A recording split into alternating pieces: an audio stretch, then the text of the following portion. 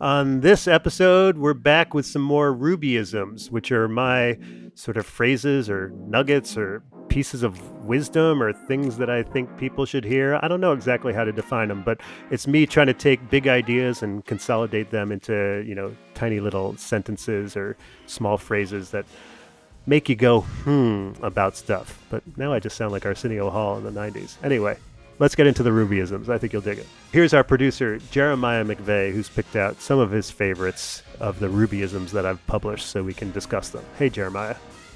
Hey, Matt. Yeah, we did this before, but just as a reminder to anyone, or if it's their first time hearing one of these, some of these are ones that I related to in some way, or maybe I didn't quite get them and wanted to ask you about them, or maybe I just wanted to ask you for examples to illustrate them from your own life and how you came to this so-called truth or this Rubyism. And so, yeah, here's our first one for this episode. Cynics are just disappointed romantics. And this is one I've heard you say before for sure. I mean, I can kind of, you know, decipher it on my own, but I want to hear it from you. Cynics are just disappointed romantics. Yeah, I think I've been accused of being cynical before, which I don't think is that accurate. But if I am at times, I think the act of cynicism implies that you have some vision for how the world is supposed to be that's not being met, that there's Mm, some utopia or utopian ideal that you have that we are not attaining.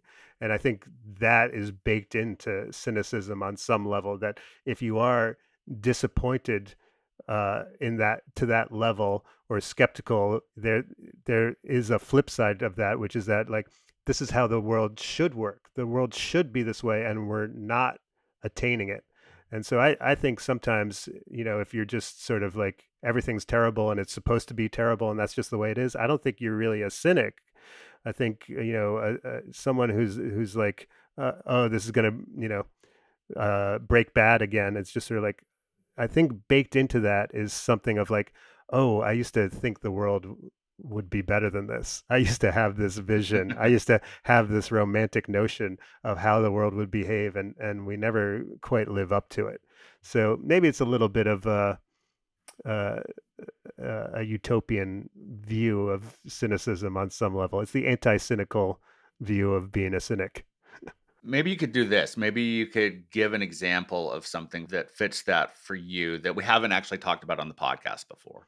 I mean, politics would be a good one. People who are like really cynical about politicians all being like bought off and paid for, and they're not going to do anything except for look out for themselves. Like, I think baked into that is this idea of like, oh man, the way politics should work is it should be people who are want to help, people who are Yeah. actually trying to lead, people who are trying to find solutions, people who are in public service because they want to be of service and help others, and they're out there trying to find solutions, and they're immune to bribes, and they're just doing it. They're, to quote, reality dating shows, they're there for the right reasons. And so I think when people are like, oh, politicians, look at this jerk, he's just trying to make his money and then he's going to become a lobbyist or something like that, I think baked into that is the notion of like that's wrong, and there is a right way to do it, and yet we don't, or we hardly ever get to see that right way. And I think it doesn't, that cynical person is right on in many ways, but also what they're revealing is sort of like this affinity for how they wish the world was. How about this one? Tradition makes you focus on the wrong things. Want people to remember your wedding? Skip the cake and spend that money on a choreographer for your first dance. No one cares about cake anyway. Tradition makes you focus on the wrong things. Uh, well, tradition is a roadmap or a battle plan or an instruction manual that has been given to you from someone else, Yeah. and it there can be value in there. I'm certainly, someone who's, as we've talked about previously, a fan of ancient wisdom and ancestral knowledge and things like that. But I think also, a lot of times people are just like going through the motions. Someone else has programmed the app, and now they're just running that code, as opposed to Right. thinking about what do I actually want? What do I think this needs? What do I think is special here? Um, And yeah, I guess wedding cakes to me are like this great, like whenever people tell me how much they spend on wedding cakes, I'm like, this is so goddamn absurd.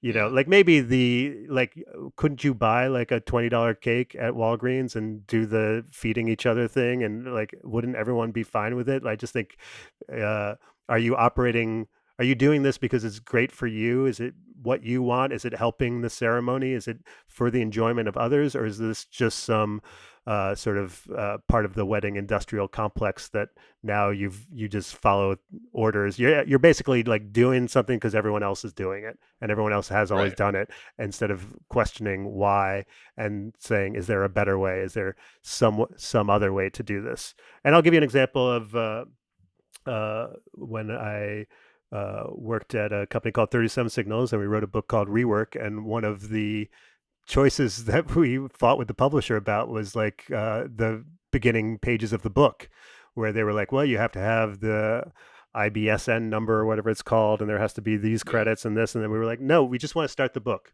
We want it so you open up, we'll put the acknowledgments at the end. Anything else will just be at the end. You open up the book and you start reading.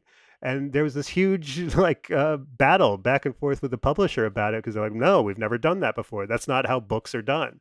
And then finally, like they relented, and like we were able to do it that way because it was like there wasn't actually a good reason. It was just like, oh, we always do it this way was the Hmm. reason, as opposed to like, what do we actually want and what's best for us. And so I think Right. that's something to be mindful of. Yeah, I mean, I guess I would split a little hair here and say, maybe what you're really talking about is blind traditions versus meaningful traditions, or like more specifically, maybe like in taking the wedding example from the Rubyism. Think of like family traditions versus societal norms or expectations. If you have like some family tradition of like, we have this cake, this type of cake with this type of decoration on it because it means this to our family, and like it's something unique that you can bring to the situation. I think that's one thing. I think if it's just like, we're doing this because that's what people do, like, why? Yeah, I think you're absolutely right. Why are you doing that? Like, you're doing that because someone told you you should. Can you back it up with a reason? Like, that would be what I would parse out of it, I guess. Yeah, and I think no, you make a good point. Yeah, like rituals are great, and I don't think all tradition is bad. I'm being No, hyperbolic no, if of I course. Yeah. state that, but like also that you can make your own rituals. That sometimes these Hmm. established traditions are just sort of like the off the shelf solution. You're just Yeah. getting like the box of software would be the old analogy that we would use, versus like coding your own. And so, yeah, you can do this, and I think a lot of people like don't know or don't want to come up with their own traditions or rituals, but also that you can come up with your own. You can roll your own and make your own sort of annual tradition. You can Festivus, great example. Like you can make your own thing and name it and turn that into a reality, as opposed to having to, celebrate other people's holidays. Right. Well, this next one is all about the comma. Make your violence beautiful. Make your violence, comma, beautiful. And I'd be remiss if I didn't bring up the, I think, well known Jay-Z line, I'm not a businessman, I'm a businessman. He is also a master of the comma. Yeah, I feel like it's easier to see when you read it. So I'll say it again. So make your violence beautiful, and make your violence, comma, beautiful. So yeah, so like I think violence gets a bad rap. To not to go back to Jay Z, but uh, yeah, that there's like disruption, shaking things up, tearing something down, being destructive. All those things can be necessary parts of life, so like make your violence beautiful.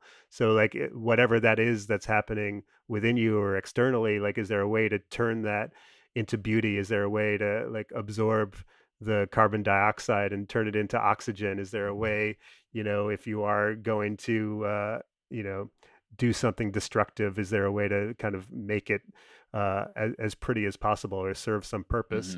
Mhm. And then make your violence, comma, beautiful is like make your violence beautiful. Like in my mind, it's a person. and you're calling them beautiful, and encouraging like a little bit of violence, like that, you know. And when I say violence, not hurting another person in some way, but Yeah. I think about it in terms of like a forest fire. That sometimes the forest needs to burn down in order to let the new trees grow, and that there's something about destruction that is part of growth, that is part of renewal, that you know you see in nature all the time of things being destroyed, but that's the way we make room for the new. And I even see this sometimes in generational mindset of allowing, sometimes the old ways need to die off in order to let the Hmm. new ways grow, that like whatever parents liked, the teenagers are going to reject on some level and come up with their own new version. Punk rock, like that kind of Yeah. thing. Safety pins in your nose and spitting at each other, and like I'm sure the generation before them is like, what the hell are these kids doing? But like they were rejecting what had come before, and in like a beautiful yet violent, way, we're making something new that was their own, that was moving things forward. So I think, yeah, maybe punk rock would be an example of like making your violence beautiful. Let me know how this fits in if it does. The first part of it, just make your violence beautiful, no comma. When I first read that, I thought of a quote or something that Francis Ford Coppola said that I heard a long time ago. He talked about how violence in a film isn't necessarily interesting, but when you add an eccentricity, that's when it makes it art. Like, and he did that very well. And like The Godfather of like, violence being intercut with a baptism, Yeah. like the Tarantino. yeah, yeah. And I think he said this in relationship to Tarantino, maybe if I remember correctly, or at least I remember thinking of Tarantino because I think it was around the time Pulp Fiction or Jackie Brown came out or something like that, so it was on my mind if it wasn't on his, and I'm putting words in his mouth, but, yeah, it's just something that's always stuck with me of, like, if you're gonna do that, do it well, make it interesting, you know? Yeah, Scorsese also. Yeah, and I think it's Yeah. also acknowledging a reality of like, well, this violence does exist in the I world. think he was responding actually to the idea of gratuitous violence in Sure. movies and people asking if violence in those movies by those type of filmmakers was gratuitous, and that was his argument against that, Yeah. so Yeah, and like violence exists. Sometimes it's even necessary within a certain framework, and or it's just part of, whatever like that ecosystem is. Um, but yeah, is it needless? Is it healthy? Is it beautiful? Is it ugly? Is it moving the plot forward? Is it just there for pure gore? I think, yeah. yeah, it's interesting to think about it from a cinematic perspective. Okay, so moving on. Just because something is illegal doesn't mean it's wrong. Laws often have an ulterior motive. Yeah, I mean, the idea it's wrong because it's illegal is Yeah. something that people frequently cling to. And then I always just think you have to run down the list of things that were legal or illegal and how silly it is in retrospect. Like, well, Yeah. slavery was legal, and, Right. abortion would be another example nowadays of things that we have to examine from a like that laws are. So, really, what you're getting at is laws are fluid, and also laws are kind of based on opinions of the opinions of a society, and society evolves and moves forward, and like the moral arc of the universe bends towards justice, hopefully, and that there's these things are always sort of evolving. And also, uh, going back to things we've talked about before, sometimes something is illegal because you know what, there's other people making money off it being illegal, and like so laws aren't always representing morality, and also that there's a shifting morality. It's not just some fixed point in time. And so I think it's just whenever someone argues, well, it's illegal, so therefore it's wrong, as a foundational statement, I'm always like, that's not actually what it means. It's illegal. Like, but like that doesn't mean we can't have an argument about whether or not it's actually moral or immoral, or if Right. it being Yeah. illegal is the right way for it to be.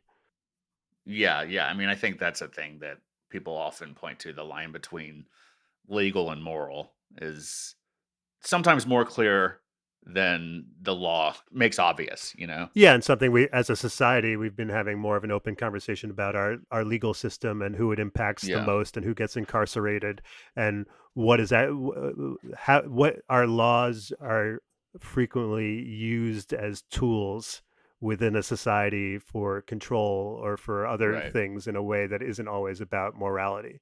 Um, and there's a book called Caste by Isabel Wilkerson that I think does a really interesting job of sort of showing how laws and societal traditions and things like that can often be used as a form of oppression or a way of like sort of maintaining a hierarchy within a society, as opposed to like just a way of being like, well, this is good and this is bad and we're doing the right thing by doing this. That, sometimes you got to look under the hood and examine why something is illegal and who wanted it to be illegal and what they're gaining or what other people are losing because of it.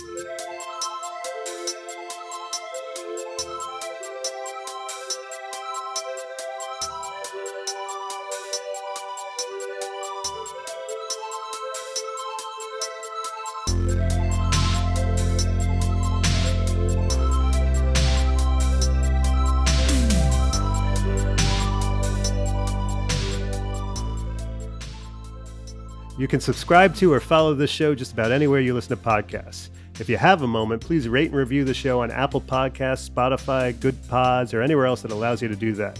And when I say that, I mean like leave it a good review. I feel like that's obvious, but if you're just going to leave it a bad review, you don't have to. Anyway, it helps others find the show, which I really appreciate. If you want to reach out to me directly, you can email me at mattruby@hey.com. That's mattruby@hey.com. And if you like this podcast, you should subscribe to the Rubes Letter, where what you just heard first appeared. You can find that at mattrubycomedy.com/subscribe. And while you're at mattrubycomedy.com, you can also find links to my Instagram, Twitter, YouTube, and TikTok, where I post clips of my stand-up and other stuff too. Thanks so much for listening. I appreciate it.